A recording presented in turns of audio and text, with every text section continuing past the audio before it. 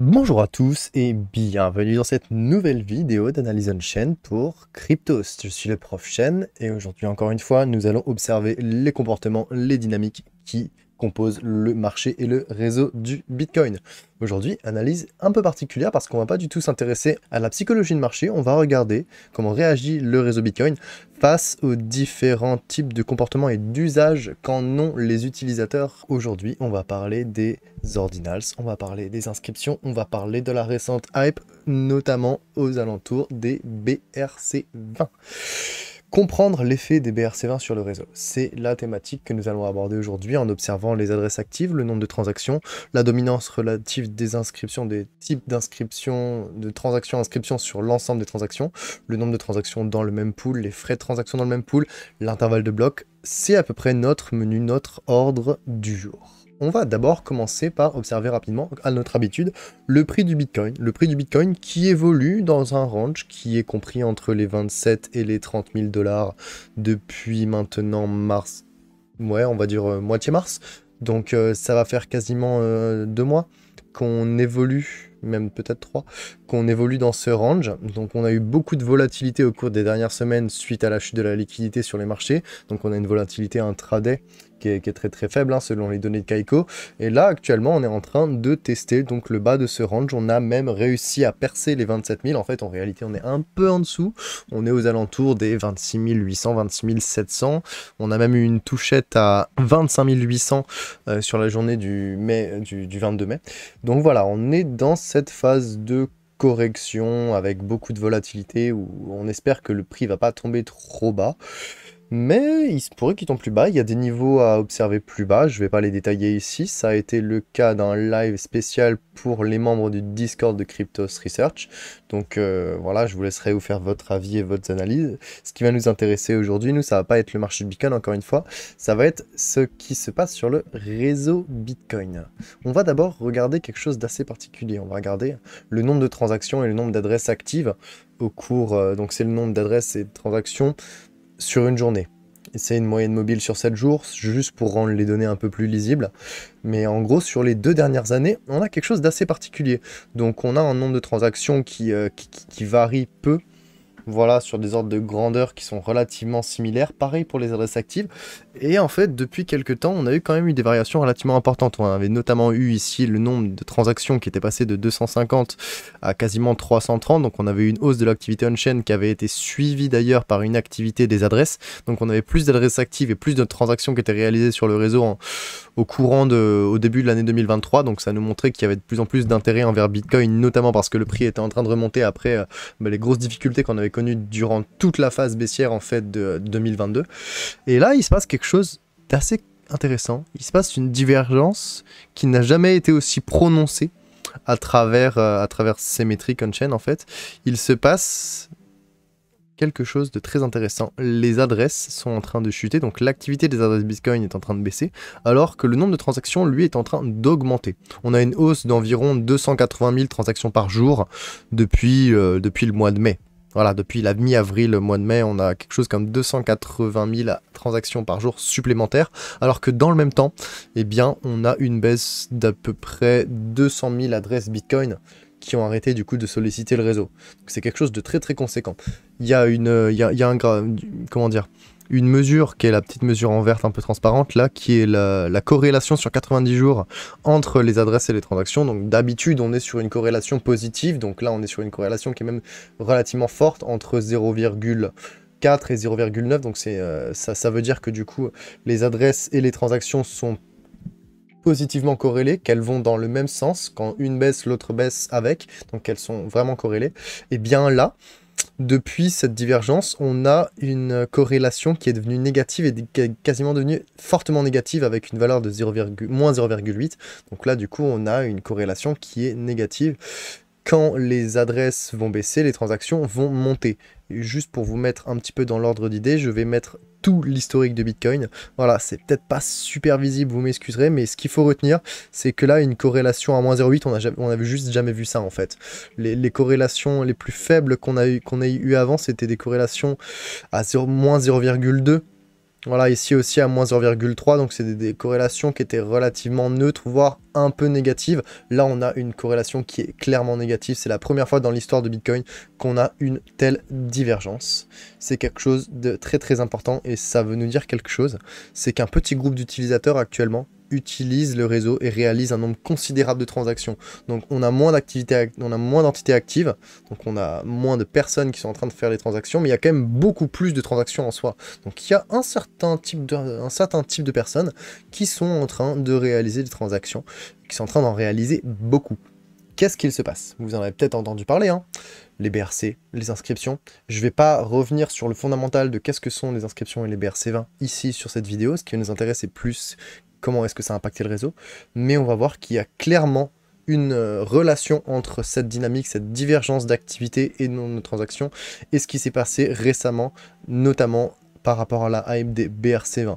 Je vous invite comme d'habitude à consulter l'article qui a été publié hier sur Cryptost. Je vais, en fait, on va le détailler un petit peu ensemble aujourd'hui, parce que du coup, je vais utiliser les graphiques qui sont issus de ce même article. Alors, ce qui se passe, c'est que quand on mesure la part relative des transactions de type inscription sur l'ensemble des transactions qui ont été réalisées sur Bitcoin au cours des dernières semaines, eh bien, il y a une part de plus en plus importante. Il y a une croissance de la dominance des inscriptions sur l'ensemble des transactions Bitcoin.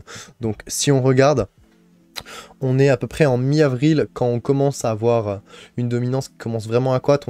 On était à moins de 10% des transactions journalières totales à la mi-avril, et là en fait on est rendu, on a eu un ATH qui est arrivé à plus de 60%. Donc on a vraiment eu une croissance rapide et consistante de la dominance des transactions de type inscription sur l'ensemble des transactions qui étaient réalisées sur une journée. On a eu un ATH à plus de 60%, et aux dernières nouvelles, on est toujours au-dessus de 50%. Donc on a toujours actuellement plus de la moitié des transactions sur le réseau Bitcoin qui sont réalisées, qui sont des transactions de type inscription. Alors, qu'est-ce que ça veut dire? Pourquoi est-ce qu'il y a des inscriptions qui sont en cours en ce moment? Eh bien parce qu'en fait, les inscriptions qui se basent sur la théorie ordinals ont une application, notamment, c'est d'utiliser le champ hop return d'une transaction Bitcoin pour y stocker de la donnée. Et c'est exactement ce que font les transactions de type BRC20 qui vont envoyer dans le champ hop return un fichier de type JSON dans lequel il va y avoir des informations, notamment pourquoi pas des informations de style que je vais pas détailler ici. Voilà, je vais pas vous dire de bêtises. Là, clairement, j'allais m'engager dans un champ que je ne maîtrise pas. Du coup, voilà, simplement les BRC20, c'est des JSON dans des champs hop return. Ça va stocker de la transaction, enfin ça va stocker de la donnée dans les transactions Bitcoin. C'est à peu près tout ce qu'on a besoin de savoir. Ici, c'est vraiment le plus important pour notre analyse. On peut observer du coup aussi que les inscriptions de type texte, qui sont en bleu ici, elles ont vraiment emboîté le pas, elles ont vraiment dépassé les inscriptions de type image qui étaient dominantes durant la première vague des inscriptions, qui était plutôt en mars. Et donc là, depuis quelques temps, on a vraiment énormément de transactions qui sont là pour stocker de la donnée. Et donc, qu'est-ce qui se passe? C'est qu'en fait, ça va congestionner le mempool. Le mempool, qu'est-ce que c'est? Voilà, vous avez un aperçu ici de ce qu'est le mempool. Ce n'est qu'une visualisation, le mempool ne ressemble pas à ça dans la vraie vie, le mempool est une idée matérielle, enfin immatérielle. Le mempool, c'est memory pool, c'est là où on stocke les transactions qui sont en attente de validation. Imaginons que vous voulez réaliser une transaction Bitcoin et qu'elle ne soit pas validée dans les 10 minutes, elle va être stockée dans un espace qui s'appelle le mempool, où en fait toutes les transactions qui sont en attente de validation par les mineurs, du coup elles attendent d'être incluses dans le prochain bloc ou dans 1, 2, 3, 4, 5, 6 blocs, je ne sais pas, ça dépend de la congestion du réseau, et bien elles vont être stockées là.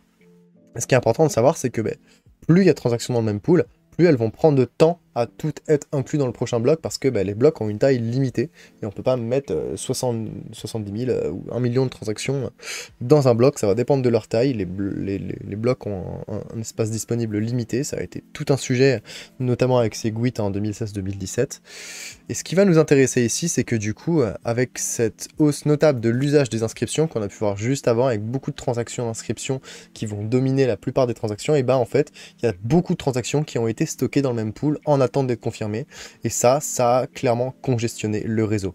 Si on regarde à la mi-avril, on est à moins de 25 000 transactions dans le mempool, et on a une croissance faramineuse en fin avril, début mai, donc une congestion progressive du réseau Bitcoin, donc de plus en plus de transactions en attente, et on arrive à un ATH de quasiment plus de 150 000 transactions en attente dans le même pool, avec notamment, on peut le voir ici, des transactions qui avaient des frais de priorité très élevés. Donc la partie rouge ici qu'on voit, c'est des transactions qui payent bien, parce qu'elles veulent être inscrites dans le réseau Bitcoin le plus vite possible, et du coup, les mineurs qui vont d'abord sélectionner les transactions qui payent le plus, eh bien, ils vont vouloir sélectionner ce type de transactions parce qu'elles vont payer plus, elles vont avoir des frais de transaction qui vont s'ajouter aux récompenses de blocs, qui vont être plus élevés que la moyenne, et du coup, bah, eux, bah, ça leur fait des sous, et ils aiment bien ça, les mineurs avoir des sous, ils sont récompensés par le réseau Bitcoin pour agencer les transactions dans les blocs alors que les nœuds valident les transactions. Donc ce qui nous intéresse ici, c'est de voir qu'il y a vraiment une énorme demande d'espace de bloc. Quand je parle de demande d'espace de bloc, c'est la demande pour voir sa transaction inclue dans le prochain bloc, pour avoir un espace dans un bloc, littéralement. Et voilà, donc là, on voit clairement qu'il y a une congestion progressive du réseau. On passe d'un même pool relativement peu chargé à un même pool extrêmement chargé. Et ça a eu un impact parce qu'il y a eu du coup une hausse des frais de transaction qui a été considérable. On peut le voir ici, il y a eu une pression importante sur les frais de transaction. Les créateurs de tokens BRC20, à force de vouloir valider leurs transactions le plus vite possible, ils ont manifestement induit une pression intense sur le marché des frais. Ce qui s'est passé en fait, c'est que du coup, ils ont voulu avoir leurs transactions qui passent le plus vite possible dans le prochain bloc, et du coup, ils ont payé des frais extrêmement élevés, et du coup, le frais moyen dans le même pool, eh ben, il a augmenté aussi. Ce qui fait que l'utilisateur lambda, comme vous ou moi, qui voulait faire une transaction, il s'est retrouvé à devoir payer 3, 4, 5, 10, 20 fois plus de frais qu'à son habitude, parce que le frais moyen avait augmenté de manière drastique. C'est clairement c'est comme ça, on appelle ça un marché des frais, c'est clairement une loi de demande et d'offre, et là du coup il y avait tellement de demandes pour se faire inclure dans le prochain bloc, que du coup il fallait payer. C'est ok, vous voulez tous être inclus dans le prochain bloc, bon celui qui paye le plus cher, il va aller le plus vite. C'est littéralement ça, hein, c'est aussi simple que ça.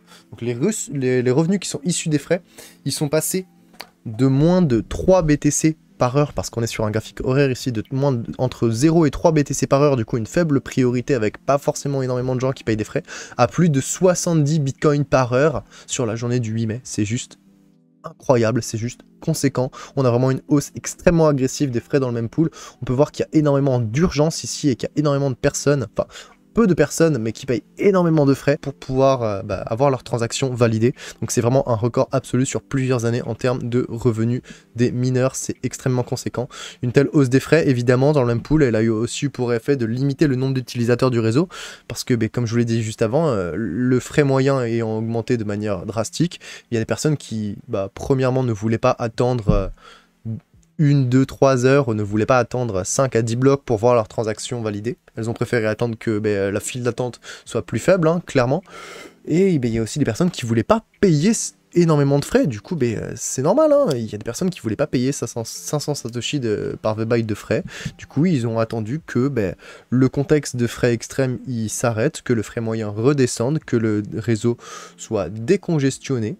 Et à partir de là, tout est revenu à la normale. L'activité est revenue à la normale. Donc on peut voir qu'il y a eu un effet qui était relativement éphémère. Et c'est d'ailleurs notre point ici.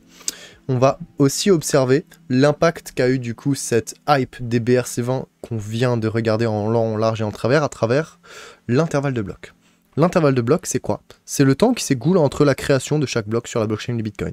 L'objectif, c'est qu'il soit à peu près en moyenne de 600 secondes, donc d'à peu près 10 minutes. Ce qui peut se passer ici, c'est qu'en fait, même s'il y a eu de nombreux utilisateurs qui se sont dit « Ouais, mais la folie des BRC20, les inscriptions, les frais qui augmentent, mais en fait, est-ce que c'est pas une attaque sur Bitcoin? Est-ce que c'est grave en fait ?»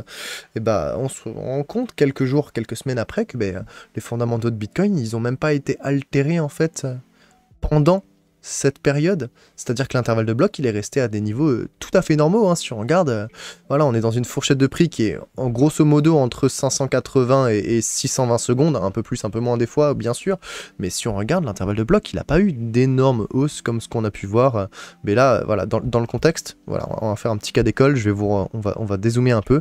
Dans le contexte, voilà, ici, on est en avril-mai 2021, on se demande si on va réussir à dépasser les 60 000 $. On a déjà eu une hausse fantasmagorique de x3 depuis le niveau des 20 000. On est en plein bull run, on est même dans une phase d'euphorie. On se demande où est-ce qu'on va aller. Et là, on a une annonce d'une attaque politique sur Bitcoin. Entre guillemets, une attaque politique sur Bitcoin. En tout cas, une décision politique qui impacte Bitcoin.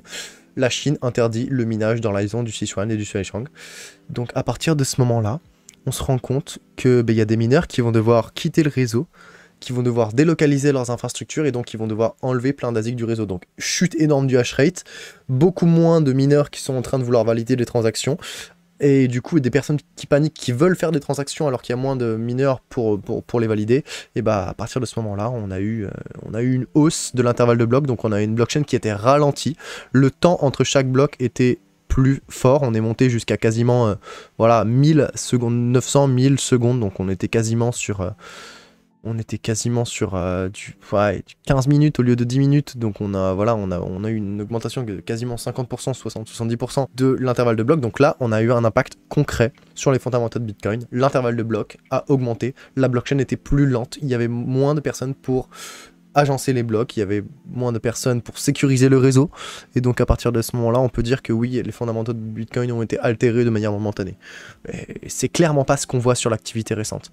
Sur l'activité récente, il n'y a absolument rien qui a bougé. Le protocole Bitcoin, il a opéré comme toujours, il a continué à produire des blocs toutes les 10 minutes environ, et la hype des BRC20 n'a absolument pas eu d'impact, ou un impact en tout cas limité et temporaire sur le réseau Bitcoin. Si impact il y a eu, c'était un impact sur le marché des frais à cause de la congestion du réseau Bitcoin. Et en fait, ce que ça a fait, c'est que ça a généré des profits juteux pour les mineurs qui en ont profité alors qu'ils avaient eu énormément de difficultés à tenir le coup en fin 2022. Eh bien, ils ont pris des profits énormes durant les dernières semaines et ça leur a fait le plus grand bien. Voilà qui résume à peu près dans l'ensemble ce qu'il s'est passé sur Bitcoin aux alentours des BRC20. Pour résumer, on a de nombreuses transactions de type inscription, notamment de type texte, donc pour stocker du texte, des données de type texte à partir de fichiers JSON, qui ont inondé le réseau au cours des dernières semaines, donc pour stocker de la donnée dans la blockchain de Bitcoin. Ça a provoqué une congestion momentanée du réseau, le même pool était saturé de transactions en attente, et dans cet environnement de forte demande d'espace de bloc, les frais de transaction, ils ont connu une augmentation considérable, encore une fois, sur une faible échelle de temps. Ce contexte, il a eu pour effet de dissuader beaucoup d'utilisateurs de réaliser les transactions, pendant que les mineurs, eux, ils ont enregistré un record de rentabilité qui a rarement été égalé. Juste en termes de contexte, pour la 5e fois dans l'histoire de Bitcoin, les frais de transaction payés pour un bloc étaient supérieurs à la récompense de bloc que le protocole offrait aux mineurs qui arrivaient à trouver le nouveau header du bloc.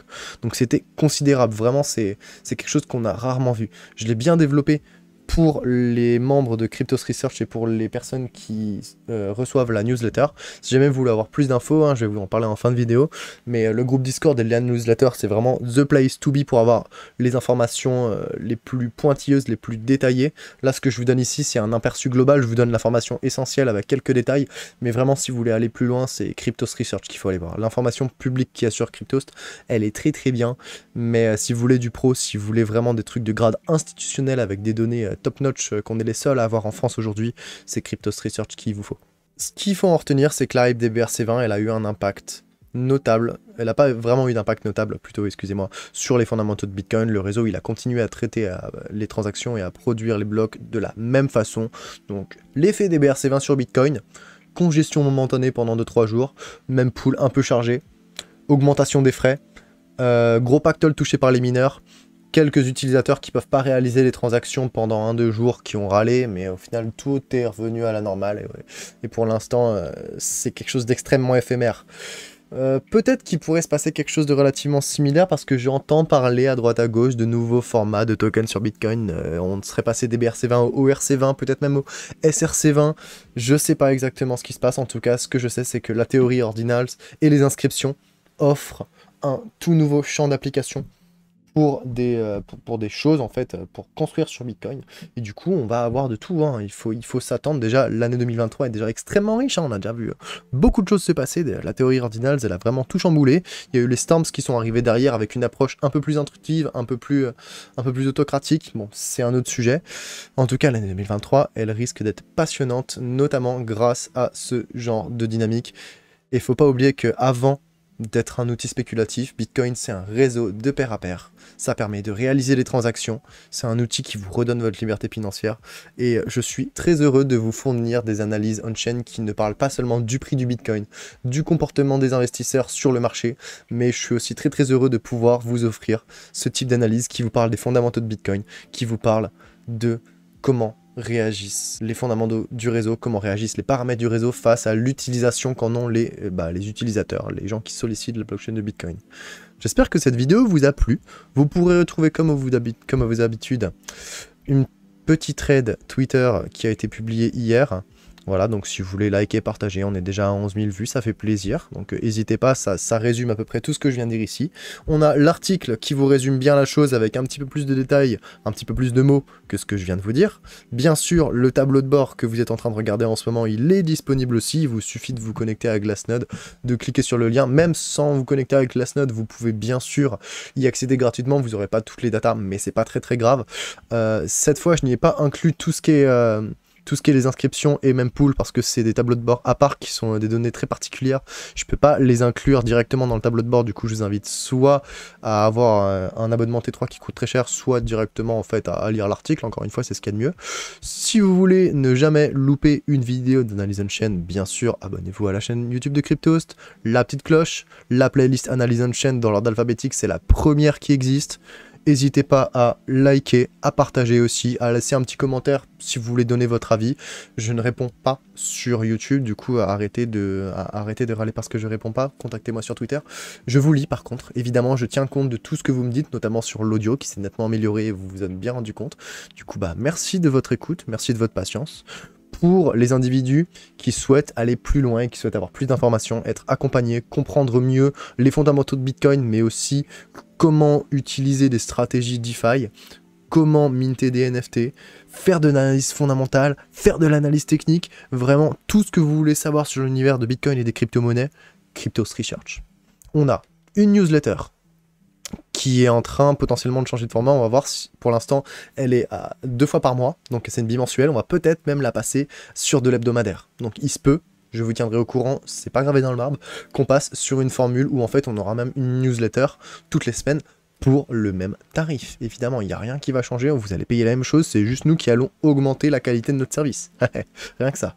Et on a aussi un groupe Discord. Le groupe Discord, c'est ce que je recommande la plupart du temps parce que vous avez une réelle interaction avec une communauté.